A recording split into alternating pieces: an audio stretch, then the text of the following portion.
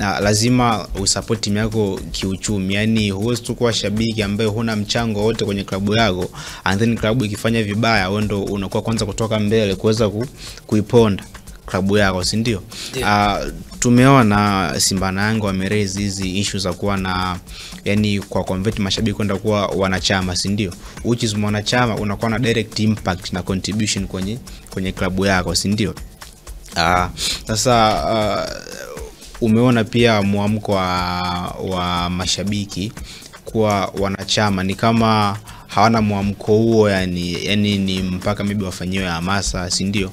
Washinikizwe, kitu ambacho pia sasa kinakuwa na engo mbili, kwa sababu utayari wao pia mashabiki inategemea na nyie klabu umetoa reaction gani, si ndio? Unaona kabisa klabu bado zina struggle kwenye kuimplement hizo issues za wanachama na vitu kama hivi. Unazungumzia leo hizi teams zimegawa ownership, si ndio?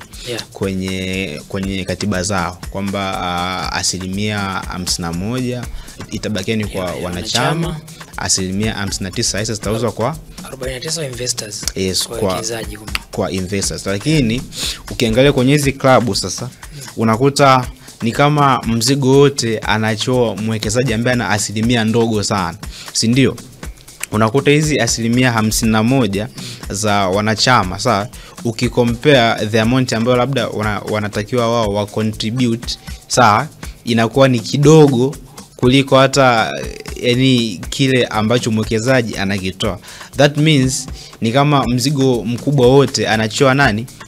Mwekezaji, si ndio? Kitu ambacho sasa huwezi kutupa lawama kwa mashabiki moja kwa moja, lakini pia vilabu vyenyewe, si ndio?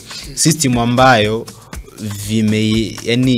system ambayo wameiandaa wao kuweza kuwa capture hao wanachama na kuwashawishi kuweza kutoa hizo ada zao za wanachama, kwa sababu mchakato wa Simba tunaambiwa mpaka leo haujakamilika. Upo kwenye hatua za mwisho. Kwa Simba hawezi kudaili wanachama wapya, si ndio, ambao watakuwa na mandate ya kuweza kulipa hizo ada za wanachama, si ndio? Kwa sababu bado mfumo wao haujakamilika. Kwa hiyo kwa engo hiyo sasa na Simba wana almost miaka 6-7 hivi tangu mchakato haukamiliki. Kwa hiyo kwa engo hiyo unaelewa kwamba kuna some excuse mashabiki wanaipata, si ndio? Lakini kwa upande wa Yanga tunaona wao wana daili yao wanachama, si ndio?